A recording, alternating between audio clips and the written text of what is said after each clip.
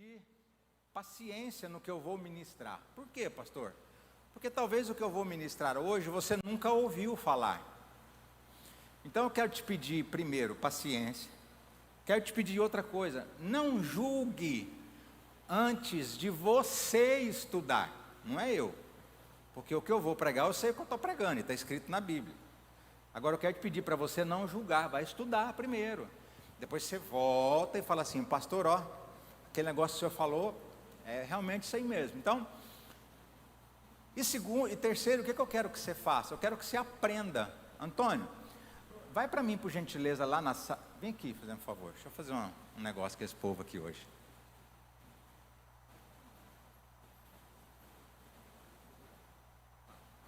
Então, às vezes a gente vive um evangelho,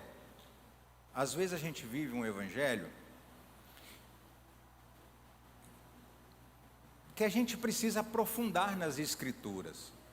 Na minha opinião, na minha humilde opinião, um crente que não estuda a Bíblia, ou que não lê a Bíblia estudando, porque uma coisa é você ler a Bíblia corrido, outra coisa é você pegar a Bíblia por assuntos e ir estudando. Para mim, um cristão que não se alimenta da Bíblia, que não se alimenta da palavra, ele se torna um cristão fraco. Fraco. Por que ele se torna fraco? Porque ele não tem conhecimento daquilo que Deus tem para a vida dele. É aquela historinha da mulher humilde que trabalha numa casa, numa mansão, há 39 anos ela trabalha nessa mansão. Há 39 anos ela serve aquele casal, ela criou os filhos daquele casal, ela ajudou a cuidar dos netos daquele casal, e agora de repente esse casal morre, os filhos todos ricos, milionários, e o homem então faz um testamento, e antes de morrer, entrega para ela. Ela pega aquele testamento, acha bonito aqueles negócios decorados, vai num lugar que faz quadro e manda emoldurar aquele testamento. E aí ela vai e prega na sua humilde casa. Prega na sua humilde casa. Um tempo depois o casal morre e ela volta para sua casa muito triste, porque... E aí um dia os filhos vão visitar ela. Os filhos daquele casal vão lá visitar ela, ver como é que ela está, já estava velhinha. Quando eles olham na parede, ele vê que é um testamento, e ele diz: Maria, o que é isso aqui? Aí ela falou assim: foi seu pai que me deu. Espera aí, Antônio, espera aí. Olha para mim, foi seu pai que me deu. Aí ele diz assim: mas isso aqui é um testamento, Maria. Meu pai deixou a mansão que você trabalhou nela a vida inteira é sua. Ainda deixou dinheiro aqui para você viver o resto da sua vida e contratar empregados. Mas eu não sabia. Ela não sabia. Por que ela não sabia? Porque ela não leu. Ou porque talvez ela não sabia ler. Isso é uma historinha que conta na internet. Então assim somos nós que somos cristãos. Se nós não sabemos o que nós temos, como nós viveremos? Como nós viveremos? Como nós, de certa forma, desfrutaremos de coisas que nós não sabemos? Quando você vai conversar com um advogado, o advogado te fala tanta coisa que você tem direito, mas você não sabe. Sabe por quê? Porque nós não fizemos direito. Nós não fizemos direito. Nós fizemos uma outra...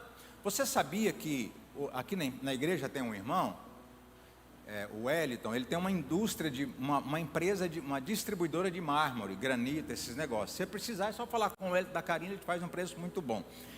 Agora, mármore, eu fui uma vez viajar, fazer um cruzeiro no avião, no MSC Orquestra, e na época esse avião era o maior, esse navio era o maior navio do mundo, ele cabe 5.000 entre tripulantes e passageiros, 5.000 pessoas, uma cidade. E eu vi aquele mármore, e eu falava assim: cara, isso aqui não pode ser mármore, isso aqui está brilhando demais, olha que coisa bonita. Aí eu fiquei sabendo que existe o mármore sintético. que é mais caro que o mármore. Agora, o Elton me mostrou um negócio, que ele pegou um serviço com a Unimed, é um produto que ele põe numa forma, e aquele produto, ele faz um molde, não precisa mais dele cortar a pedra, emendar aqui, colar aqui, não precisa mais. Então a gente só sabe disso se a gente estudar, se a gente for atrás, se a gente for, buscar conhecimento. E na Bíblia também é assim. Hebreus capítulo 10, verso número 1, para você que não veio, eu quero só te dar uma palhinha.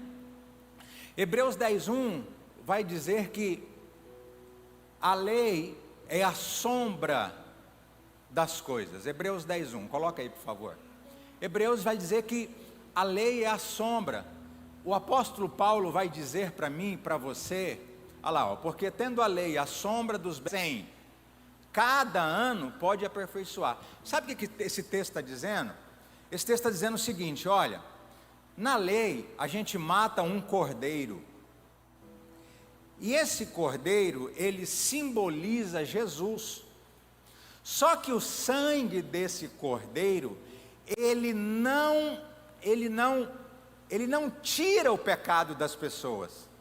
É por isso que todos os anos, na antiga aliança, ou no Antigo Testamento, as pessoas precisavam ir lá e levar um cordeiro para oferecer sacrifício pelos seus pecados. Então aquele cordeiro que eles matavam era uma sombra. Por quê? Porque no futuro viria um cordeiro. Você está aí? Viria um cordeiro. E quando esse cordeiro morresse na cruz do Calvário, nós não precisaríamos mais fazer sacrifícios pelo pecado de ano em ano. Por quê? Porque esse cordeiro tira o pecado de dentro de mim e de você, de uma vez por todas. Você está aí? Diga amém. Agora o apóstolo Paulo vem dizendo em Romanos, para mim e para você, eu não vou pedir para ficar colocando os versículos, porque vai demorar muito, mas depois você pode pesquisar, assistir essa mensagem de novo e pesquisar. O apóstolo Paulo vem dizendo em Romanos assim, olha, Cristo morreu, e Ele tirou o pecado de vocês. Agora, o pecado não tem mais domínio sobre vós, porque vós estáis livres. Você pode dizer glória a Deus? Glória a Deus. Agora eu não sei se é glória a Deus ou se as suas desculpas agora de pecado acabaram, porque Paulo está dizendo que você só vai pecar se você quiser. Paulo está dizendo agora que o pecado agora na sua vida é uma decisão pessoal, porque a raiz de Adão foi arrancada de você, e agora você não tem mais a natureza de Adão em você, você tem a natureza do céu. Me ajuda aí, irmão. Fala amém. Mesmo que você não concorde, fala amém, porque eu sei o que eu estou falando. Então, você não tem mais a natureza pecaminosa de Adão. Você tem agora a natureza de Cristo dentro de você. Estou certo, teólogo? Você sabe que o pastor Lázaro é teólogo, mais do que eu. Eu não me livrei do pastor Haroldo, agora Deus colocou mais um teólogo para ficar assim, pastor, aquilo que o senhor falou lá, Então, mas está certo, não está? Então agora, eu tenho, fala comigo, eu tenho a natureza de Cristo. Diga, e eu vou pecar se eu quiser. Então acabou aquela história de você falar assim, a carne é fraca, pastor. Realmente, está escrito, a carne é fraca, mas está escrito também que o espírito é forte.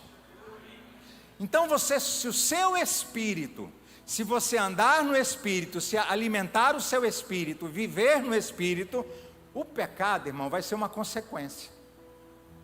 Quem já tomou um tombo aqui? Já caiu?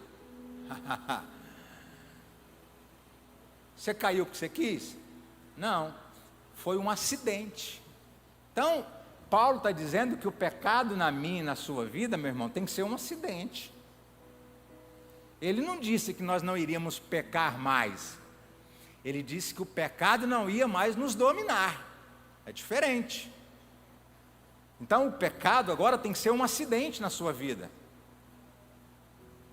É por isso que o apóstolo vem dizendo, e também o autor de Hebreus vem dizendo, Paulo diz assim, ó: agora eu sou de Cristo, porventura eu vou continuar pecando para que o sangue de Cristo se manifeste na minha vida? Ele diz: de maneira nenhuma. Não pise o sacrifício duas vezes. Não é isso, pastor? Não pise o sacrifício duas vezes. Quem pisou no sacrifício duas vezes? Moisés. Deus falou assim: fala a rocha, não, bata na rocha que ela vai sair água para o povo beber. Aquela rocha tipifica Cristo. Então quando Moisés bate na rocha, sai água da rocha. Foi quando Jesus foi ferido na cruz, e do lado dele saiu Cristo, olha, e do lado dele saiu água, sangue e água. Então aquela rocha, dizendo: eu vou pecar, porque Deus perdoa mesmo. Deus perdoa.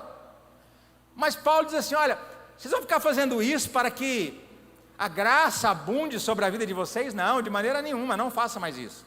Não faça isso. Não faça isso.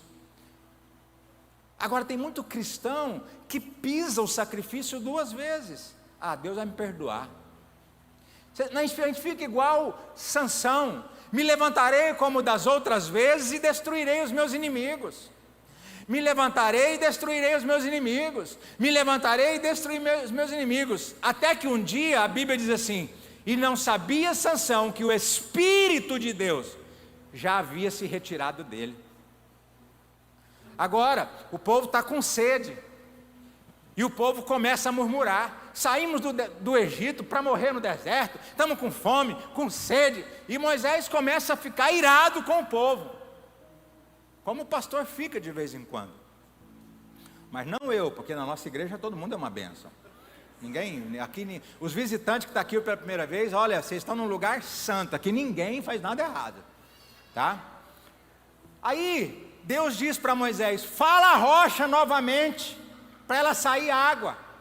Moisés estava irado, nervoso, pega o cajado e faz o quê?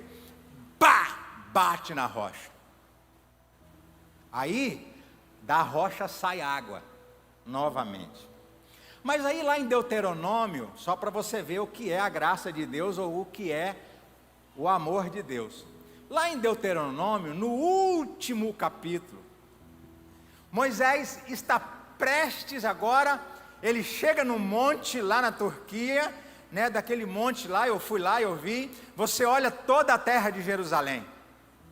Deus fala para Moisés: sobe aí, Moisés, no monte. E Moisés sobe. Moisés sobe. Deus fala: está vendo a terra aí, Moisés? Estou vendo, Senhor. Meu Deus, eu vivi isso, Senhor. Eu estava lá no Egito quando o Senhor me chamou para entrar nessa terra. Olha, Senhor, eu passei 40 anos nesse deserto com esse povo murmurador, com esse povo que não vale nada. E agora, Senhor, obrigado.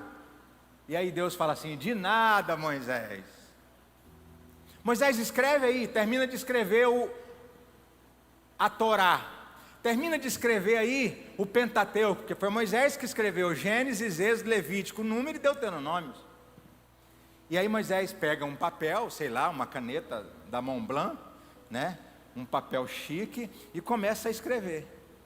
No último capítulo, Deus fala para Moisés assim: e Moisés morreu no monte, sem nunca ter entrado na terra prometida.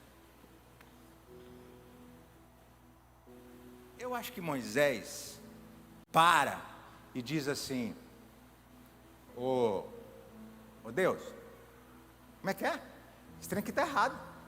Eu passei 40 anos. Deus vira para ele e fala assim: você foi rebelde ao meu mandamento. Eu mandei você falar, você bateu. E você não bateu em qualquer um. Você bateu na rocha, e a rocha é Cristo. E Cristo, Moisés, não pode ser ferido duas vezes. Então, com você, a minha paciência já se esgotou. Você vai ver, mas você não vai entrar. Mas, Senhor, acabou. Então, nós estamos vendo um Deus que, de certa forma, é bom. Mas que, acima de ser bom, Ele é justo. Você está aí, irmãos? Aí, Hebreus vai dizendo isso, Paulo vai dizendo que as coisas que ficaram para trás, está lá em Coríntios, nos serve de exemplo. Então, Salomão nos serve de exemplo, Sansão nos serve de exemplo, Moisés nos serve de exemplo, o povo do deserto nos serve de exemplo. Agora, o nosso Deus é um Deus que se move em atos proféticos. O que é atos proféticos, pastor? São ações que nós fazemos no mundo natural, mas que têm repercussão no mundo espiritual. Daqui, Antônio.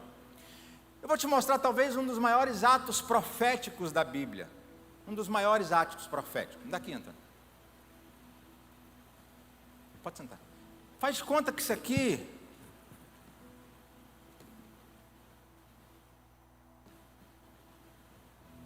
Faz de conta que isso aqui é uma boneca. O que é isso aqui, irmãos? Não. Isso aqui não é uma boneca. Isso aqui é você. Porque Deus tem uma ideia genial. Pergunta qual? Fazer o homem. Deus disse assim: haja luz, houve luz. Deus disse: haja estrelas, houve estrelas. Deus disse: haja mar, houve mar. Mas quando chega no homem, o Espírito Santo está lá assim, ó, pronto para agir, esperando Deus dizer: haja o homem. E aí o Espírito Santo está assim já, ó, preparado. E Deus fala assim: pega um pouco de terra aí, de barro, porque naquela época não chovia sobre a terra. A Bíblia diz que um vapor subia da terra e umedecia a terra. E aí Deus diz assim: pega um barro. A grande questão e a grande coisa que entra na minha cabeça é: quem pegou o barro? Se os três são espíritos, a grande questão é quem pegou o barro. Mas um dos três pegou. Foi na terra, não foi no céu. Pegou o barro. Quem já brincou de casinha aqui? Pronto. Quem já fez bonequinho de barro? Eu já fiz. Pegou o barro, fez um bonequinho. Fez eu e você. Não era mais fácil Deus falar assim, ó: haja o homem, haja a mulher. Era mais fácil. Mas Deus não. Deus pega algo da terra, faz um bracinho, faz uma mãozinha, faz um cabelinho. Tem careca que diz assim, ó: para uns Deus deu inteligência, para outros Deus deu cabelo. Tem nenhum careca aí não? Ah, tem um ali, ó. Você entendeu a piada, né? Você é o cara, mano. Então, quem não entendeu, ficou aí boiando. Aí Deus fala assim: faz a perninha, faz o bracinho, faz o cabelinho, o olhinho. Agora, olha que interessante. 99,9% do DNA do ser humano estão em todos os seres humanos. Meu Deus, essa eu não sabia, eu aprendi essa semana. 99,9% do DNA dos humanos estão em todos os humanos. Só 1% do DNA seu é seu.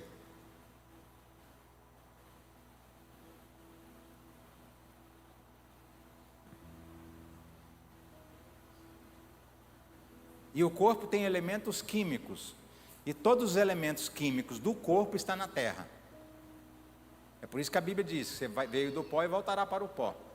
Aí sabe o que Deus faz? Assim, ó.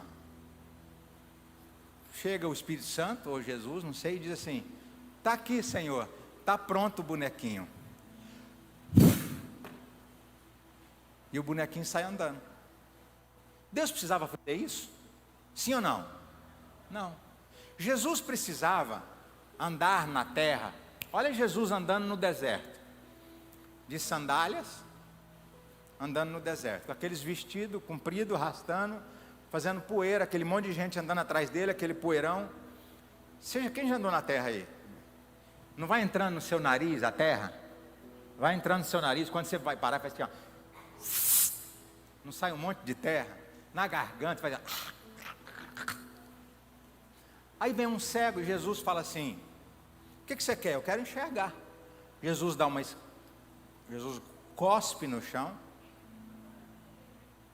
Jesus cospe no chão, faz um lodinho e passa no olho do cego. O que é isso? É um ato profético. O que Deus fez com o homem é um ato profético. Olha Jacó. Labão ficava enganando ele todo mês, mudava o salário dele. Aí Jacó teve uma brilhante ideia. Jacó falou assim: vou cortar o galho dessa árvore e vou pôr no bebedouro das ovelhas. Quando elas virem beber água, se Labão falar que as minhas ovelhas são malhadas, eu vou pôr a varinha. Elas vão beber água olhando para a varinha, elas vão nascer malhadas. Aí quando Labão falava assim: suas ovelhas são todas malhadas, só nasciam ovelhas malhadas. Aí Labão mudava o salário de Jacó, falava assim: não, seu salário agora é as ovelhas brancas, porque estava nascendo só malhada. Ele ia lá e tirava as varinhas, e as ovelhas nasciam brancas. Labão deve ter ficado endemoniado. Como que acontece isso? Isso é um ato profético. Ora, se Deus pode pegar um boneco de barro, colocar num lugar e soprar nele e ele ter vida, eu posso pegar a chave de um carro que eu não tenho, e eu posso pendurar ela na parede e disser: eu terei um carro. Agora, irmão, toma cuidado com a chave que você vai pegar. Tem 3, 4 dias que Antônio está andando na BMW. Falei: e aí, Antônio, qual é a sensação de andar numa BMW? Qual é a sensação? Então, cuidado com a chave que você vai pendurar. Cuidado com o que você vai pedir. Você está aí, diga amém. A Bíblia diz também, e eu não vou entrar aqui em muitos detalhes, só vou te argumentar aqui, que Eliseu tinha uma escola de profetas. E os alunos disseram assim: Eliseu, a escola de profeta está pequena, está crescendo, o negócio está expandindo, o fogo está caindo, sabe? Nós precisamos expandir isso aqui. Aí eles têm uma ideia de ir lá no mato e cortar uma árvore e expandir o negócio. Só que quando eles foram lá cortar a árvore, tinha um que estava cortando com o machado, e quando ele bateu na árvore, o machado caiu dentro do rio. E ele dá um grito: ai meu Senhor, esse machado é emprestado, o que eu vou fazer? Você já viu um machado cair na água e faz assim, ó, pum, e você não vê mais, irmão, acabou. A menos que você tenha roupa de mergulhador e vai mergulhar lá para você. Mas se você... Eliseu poderia fazer assim: machado, eu te ordeno, flutua. Assim como Elias disse: Deus, faça descer fogo do céu. Mas Eliseu não faz isso. Eliseu procura uma árvore, corta um galho da árvore e joga na água. Quando ele joga na água, e nós chamamos isso de boa cumba, quando ele joga na água, o machado flutua.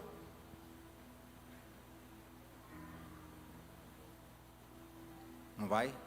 Boa cumba.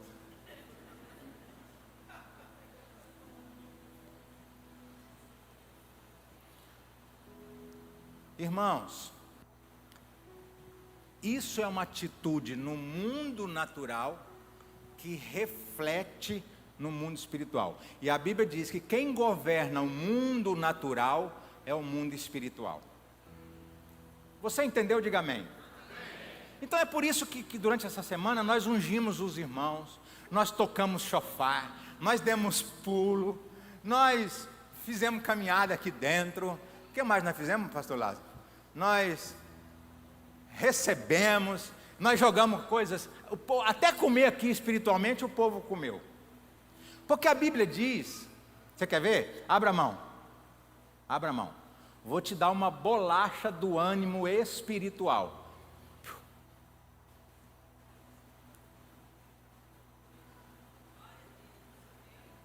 Só vi uns 4, 5 irmãos comendo aqui. Você não vai comer não?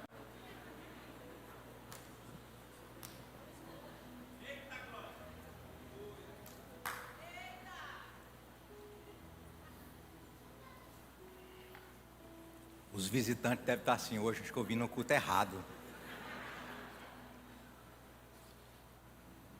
Mas isso é um mundo espiritual. Agora, quem operacionaliza o mundo espiritual? Quem? Quem, irmãos? Os anjos. Mano, não estou aqui, eu só estou te ensinando só para mim terminar o que a pregação, a pregação é só 5 minutos hoje. É só 5 minutos. Coloca Hebreus 1,14 para mim. Hebreus 1,14. E agora eu vou te ensinar quem operacionaliza o mundo espiritual. Devolve lá, Antônio, para a criança. Não são, porventura, põe o 13.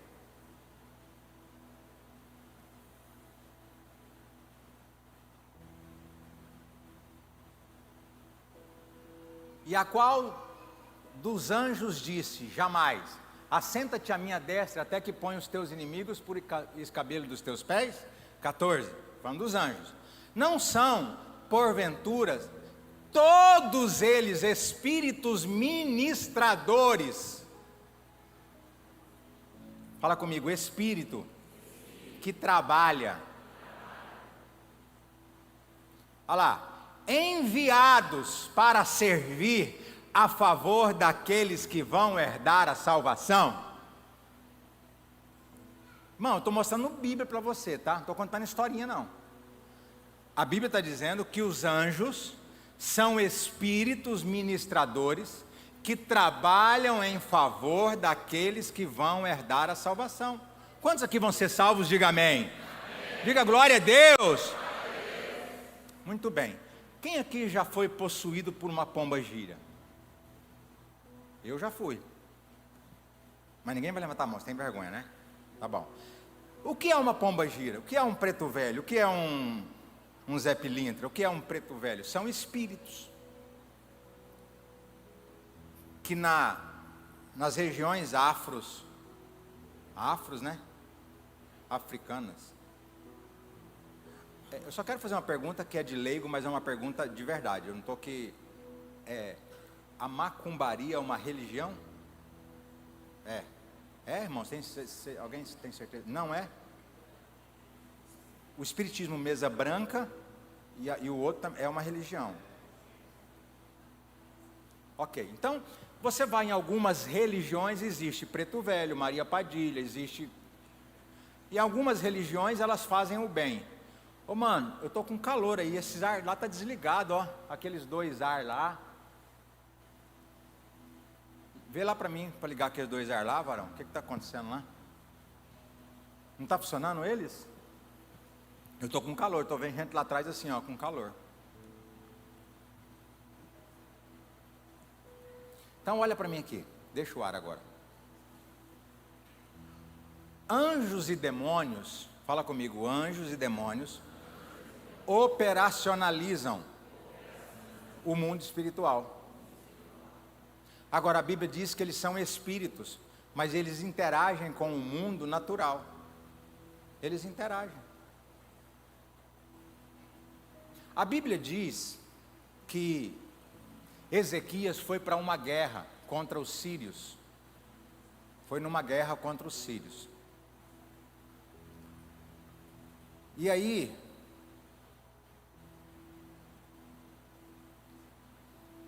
Antônio, vai lá e liga o ar, fazendo favor, irmão. Está estragado? Aqui na frente está bom, né? É lá no fundo que está ruim, porque lá, ó. Hã? Mas eu paguei 3 mil, quase 4 mil para arrumar só aquele ar.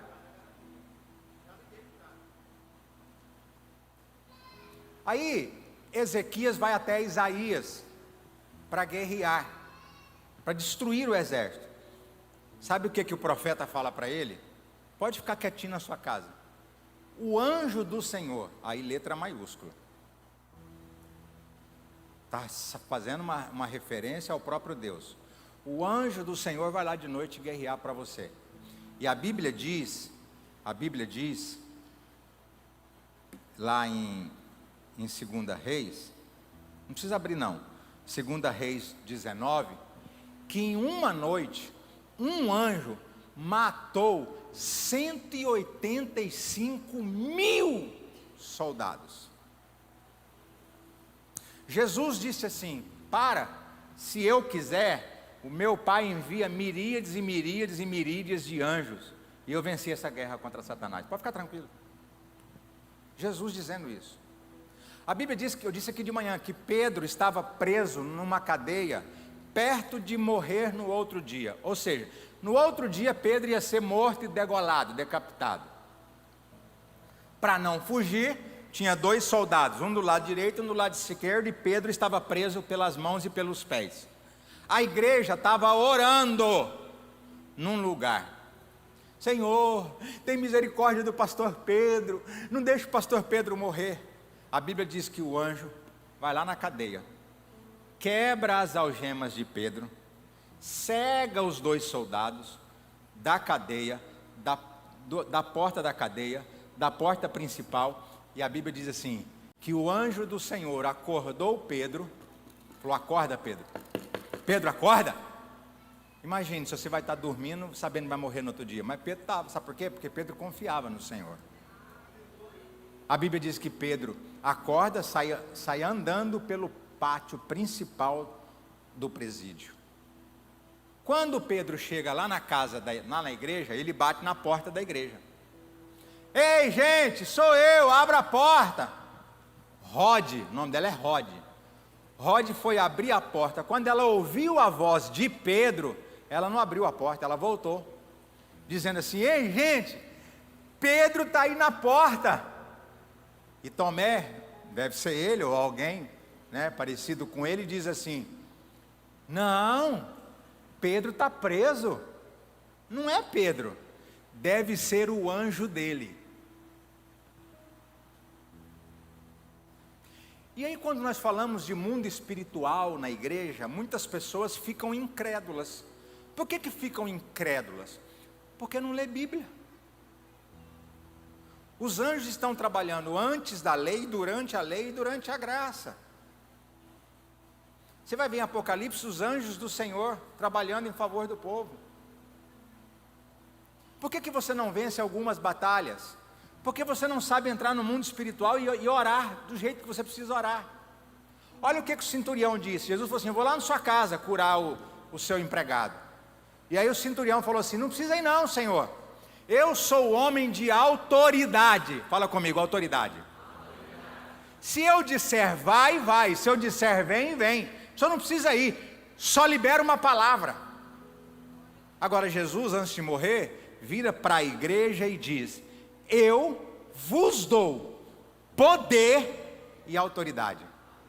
Irmão, você não é o He-Man, você não é a She-Ra, mas você tem força e autoridade no mundo espiritual. O que você precisa fazer é aprender a guerrear as suas guerras.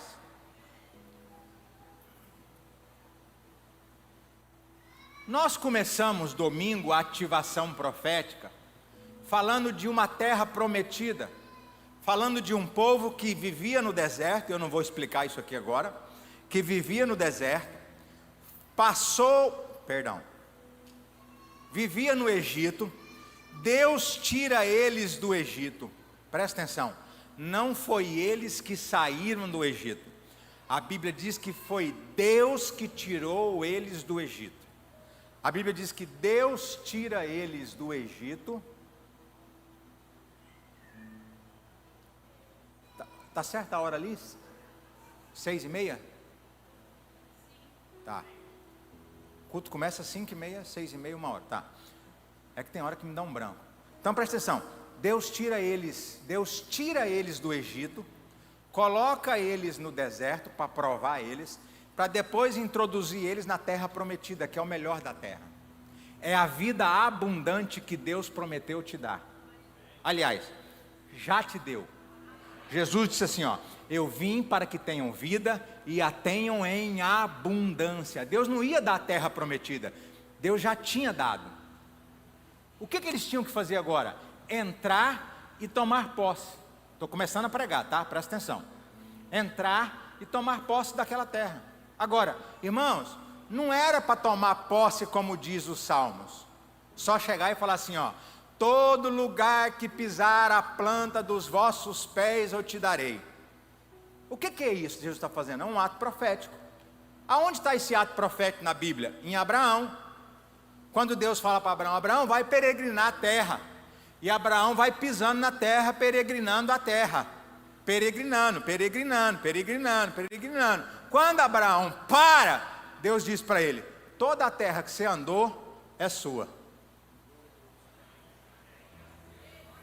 Pastor, então eu posso chegar na porta do Alphaville e dizer assim, eu vou morar aqui.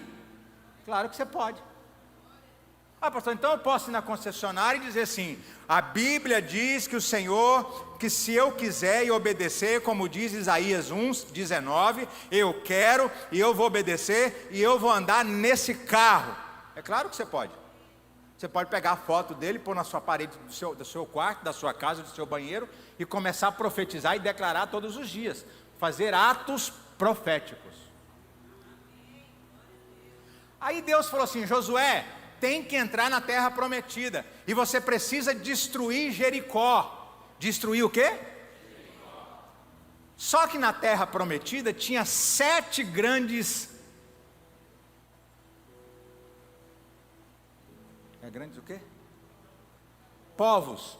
Tinha 7 grandes povos. Fala comigo, 7 povos. Guerreiros. Que ocupavam a terra. Que era do povo de Israel. Agora presta atenção, esses 7 povos é uma figura, fala comigo, figura, porque na realidade esses 7 povos ainda atuam hoje na igreja, porque esses 7 povos representam 7 espíritos, ou 7 potestades, ou 7 principados, é uma regência espiritual que governava a terra naquele tempo, e que quer governar ainda hoje na sua vida. Aí Josué, que era um coronel, um capitão de guerra, um estrategista em guerras, começa a se preparar para destruir os muros de Jericó. Aí Deus aparece para ele e fala assim, não Josué, você vai dar 7 voltas em volta de Jericó. E no 7º dia, você vai dar 7 voltas. Porque o 7º dia, irmão, era o inimigo mais difícil, mais poderoso que existia na terra. E Josué diz, mas espera aí, Senhor. Eu acredito que Deus falou assim para Josué, calma meu filho, isso aí é um ato profético, isso aí não vai depender de você. Porque se depender de você, você não tem força. Se depender de você, você não vai conseguir derrubar 3 metros de muro, depois mais 5 metros de muro para entrar dentro de Jericó. Então deixa eu trabalhar. Porque quando eu faço um ato profético, não sou eu quem trabalha é o mundo espiritual. Você está entendendo, irmãos? Sim ou não? Pronto. Josué fala assim, mas 7 voltas e no 7º dia 7 voltas? Isso. Josué deu a primeira volta, e eu vou começar a ler para você aqui. Você não precisa ler nada, você só vai me ouvir. Eu vou começar a ler para você entender o que simboliza as 7 voltas. Escuta o que eu vou te perguntar. Quantas pedras Davi pegou no riacho para derrubar Golias? Quantas pedras? 5. Quantos Golias Davi derrubou? Quantos Golias Davi derrubou? 5.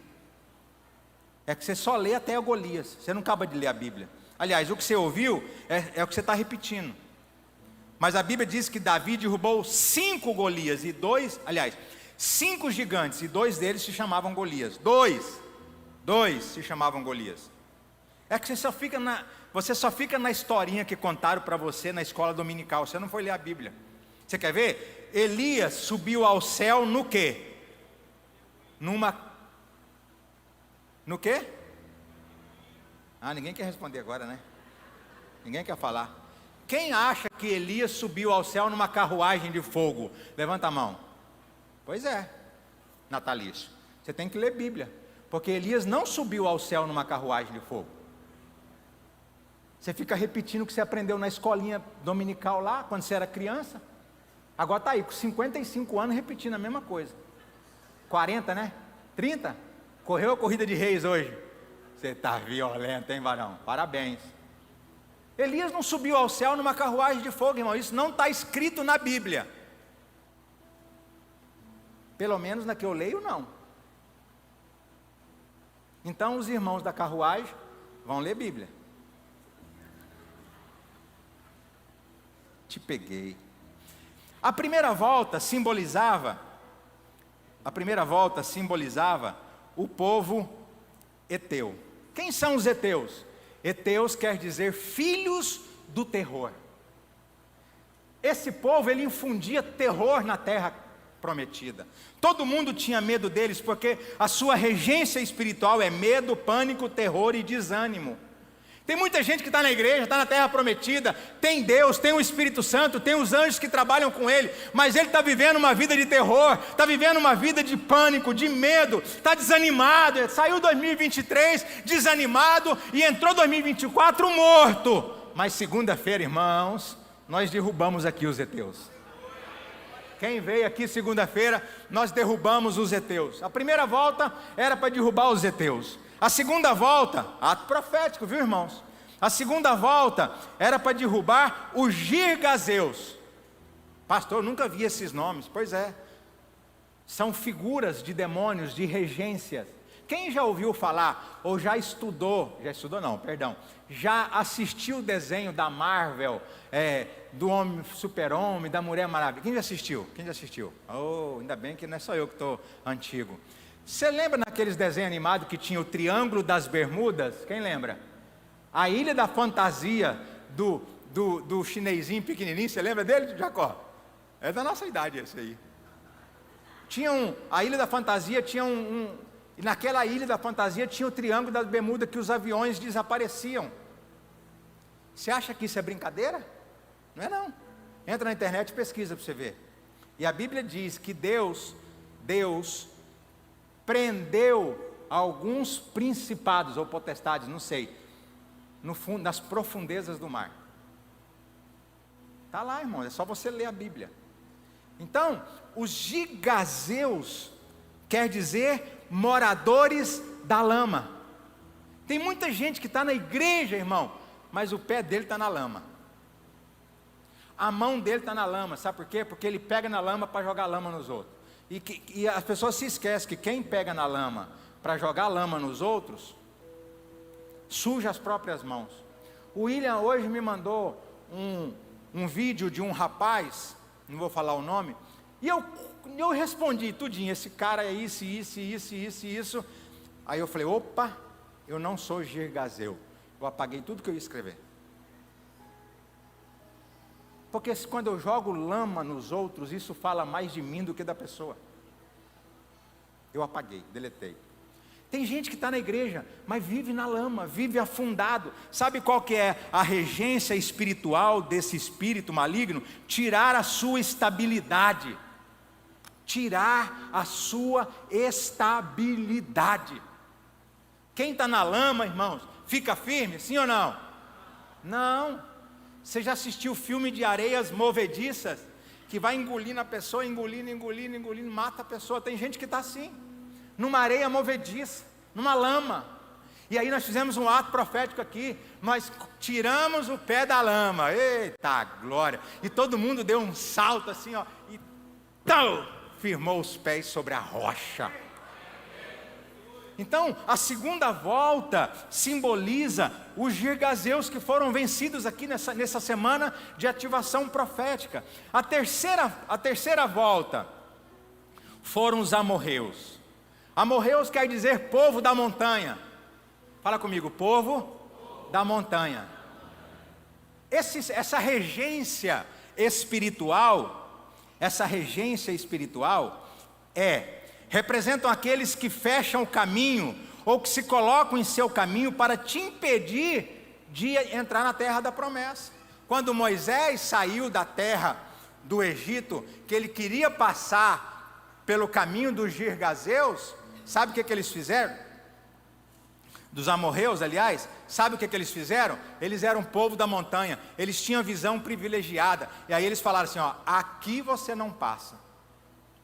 Tem gente, irmãos, que ele está na igreja, mas não é o espírito de girgazeu, de amorreu, que está atrapalhando ele. É ele que tem o próprio espírito que está atrapalhando a vida das pessoas. Você está aí, diga amém. Tem muita gente que tem esse espírito de amorreu. Eu sei o caminho, mas se você me abençoar, eu te mostro. Se você molhar minha mão, se você fizer alguma coisa por mim, eu te mostro. Esse é um espírito de girgazeu. Não, já morreu. Então, irmãos, essa semana eu resolvi um problema de uma família que era impossível de se resolver. Aos olhos naturais, sim. E eu disse para ela, venha para a semana profética. Eu falei para ela, porque na quarta-feira nós vamos destruir esse espírito de amorreu na sua vida.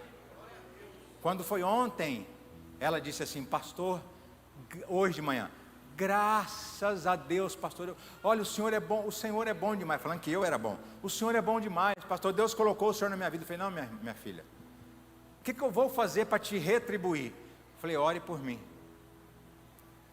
Mas tem gente que quer bloquear, não quer ensinar, não quer dar acessos.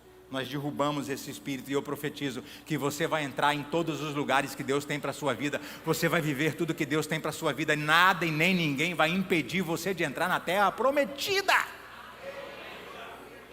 Pastor, a quarta volta foram para os cananeus. Quem? Povo mercador. Conhece alguém que compra e vende mais bem do que os árabes? Então, os cananeus vêm da raiz, vêm dos árabes. Árabes é bom para negociar, mas brasileiro também. Mas esse espírito maligno tem uma regência espiritual. Olha o que ele faz. Fazer acordos e diminuir o valor que você tem. E não somente isso, mas das coisas que você possui. Sabe quando você está apertado com o pé na lama? O espírito está agindo. Aí você chega diante de um cananeu. Aí sabe o que o cananeu fala para você? Você está precisando vender. Ele fala assim, é verdade, seu carro vale 100, mas eu pago 50. Ele desvaloriza o que você tem. Tem gente que pergunta para mim, pastor, quanto vale seu carro? Meu carro vale 150. Ah, mas a FIP é 130. Mas o meu vale 150. Você quer? Você compra. Você não quer, meu irmão, estou bem com ele. E vendo. Agora, os cananeus, ele quer te diminuir. Ele quer fazer você inferior. Ele quer diminuir o valor que você tem. Deixa eu dizer algo para você, olha para mim. Não importa se você é careca, cabeludo, cabelo loiro, esticado, alisado, usa óculos, não tem. Não importa, irmão. Você é uma obra-prima de Deus. Você tem valor. O Senhor morreu por você. As suas coisas têm valor. Comece a valorizar o que você tem e quem você é. Não deixe esse espírito, essa regência maligna destruir aquilo que Deus fez por você. Quinto, os fariseus. Fariseus são povos sem muros. Cidades naquela época sem muros simbolizavam uma cidade desprotegida. A pergunta é, trazendo para a sua vida hoje, tem muita mulher, muito homem que estão com o seu coração desprotegido.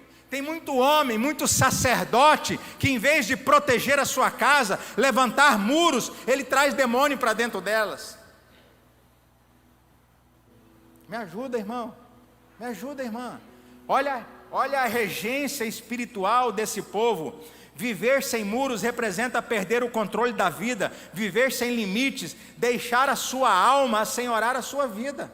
Sabe, viver sem limites. Sabe por que filhos não têm limites? Porque pais não colocam. Filhos sem limites é porque pai não coloca limite nos filhos. Faz o que quer, na hora que quer. Deixa eu dizer algo para você, meu irmão, minha irmã. É bom você começar a pegar uma vara, colocar em disciplina, pôr ele de castigo para te obedecer. Sabe por quê? Porque se ele não te obedece, quando ele for para o mundo, ele vai apanhar. E o mundo não perdoa.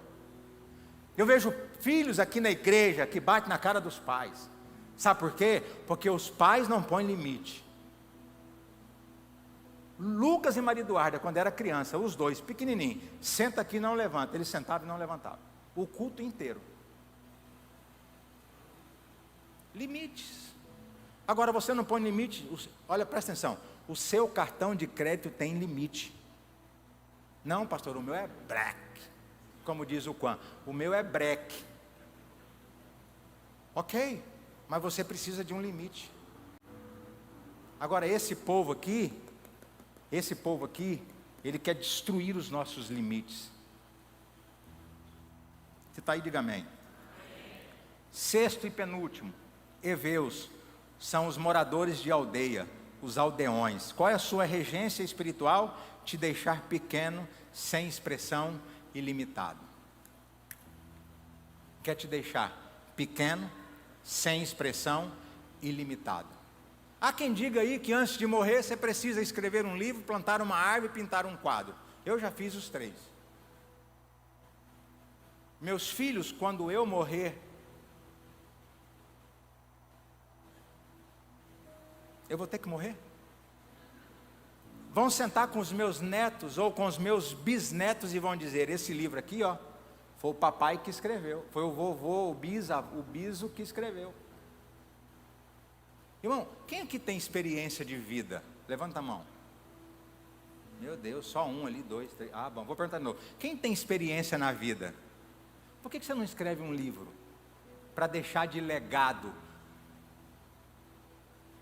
Porque herança é o que você constrói. Legado é o que você deixa. Você já podia ir embora só com essa. Então, o dia que minha filha passar na porta dessa igreja, ou com outra igreja, ou um outro lugar, não sei, vai dizer aqui, ó, o vovô era pastor nessa igreja, aqui converteu mais de 1.500, 2.000 pessoas, se entregaram a Jesus. Por isso, minha filha, que você precisa ser uma mulher de Deus, porque o caminho é o evangelho. Olha aí, isso é legado. Mas você sabe o que esse povo quer fazer com você? Deixar você sem expressão. Quer fazer de você um crente domingueiro, só vem no culto dia de domingo, assiste o culto e vai embora. Está bom demais, já dou meu dízimo, irmão. Dízimo é para qualquer crente que é ruim, é dizimista. Jesus falou para mim e para você assim, ó: se a sua justiça, o que é justiça? São os meus atos, os meus comportamentos. Jesus assim, ó: se a sua justiça não exceder, ou seja, não ser maior que a dos fariseus, você não vai entrar no reino. Cadê as mulheres donas de casa? Quem sabe o que é endro ou cominho? Levanta a mão aí. Pois é, tem sementinha, não tem? A Bíblia diz que os fariseus, eles davam o dízimo do endro e do cominho, das sementinhas.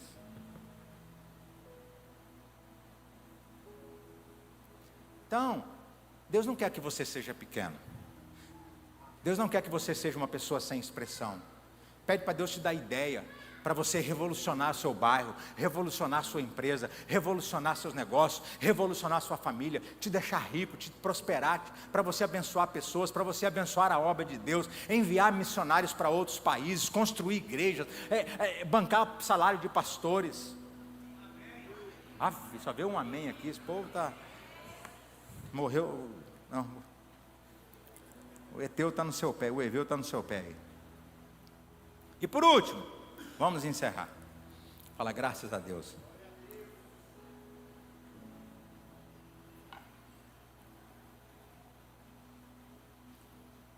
O último inimigo, os jebuseus. Fala comigo, jebuseus. Onde eles moravam? Não é em Jebuséia, não. Eles moravam em Jabus. Fala comigo, Jabus. Por que Deus mandou Josué dar 7 voltas no 7º dia? Porque esse era o povo mais difícil de tirar da terra de Canaã. Esse era o povo mais difícil. E olha a posição estratégica deles. Agora eu estou concluindo a mensagem. Jebus estava na montanha. Era o lugar onde ia ser construído o templo. Jebus é chamado hoje de Jerusalém. Então, onde os inimigos habitavam? Em Jerusalém. Eles habitavam em Jerusalém, simplesmente na cidade do grande rei. Só que tem um problema, irmãos. E aí, quem veio essa semana, se você leu o e-book, você sabe, mas se você não leu, se você leu o e-book, você vai ver que Josué dividiu a terra e passou a terra de Jebus para a tribo de Judá. Ah, pastor, para que o senhor está explicando tanto isso? Para você entender o que é Bíblia. E a tribo de Judá não expulsou os jebuseus da terra. Fizeram acordo com eles. 1000 anos teve que passar até alguém da tribo de Judá se levantar para expulsar os jebuseus de lá, tornar Jebus a Jerusalém e edificar o templo ao Senhor. Você está entendendo que uma posição de uma tribo atrasou o propósito de Deus 1000 anos? 1000 anos. Até que um dia, da tribo de Judá, Deus levantou Davi. Levantou quem? Davi. E Davi entendia de atos proféticos. Davi não era qualquer um, ele era um estrategista de guerra, mas Davi entendia de atos proféticos.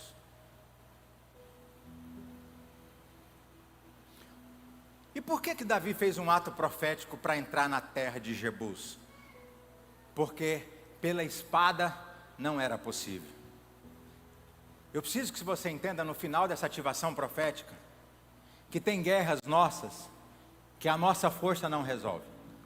Tem guerras nossas, que as nossas habilidades não resolvem. Tem guerras nossas, que os nossos amigos não resolvem. Tem guerras nossas, que quem indica ou QI não resolve. Tem guerras nossas, que somente atos proféticos podem vencê-las. E aí você sabe o que Davi fez?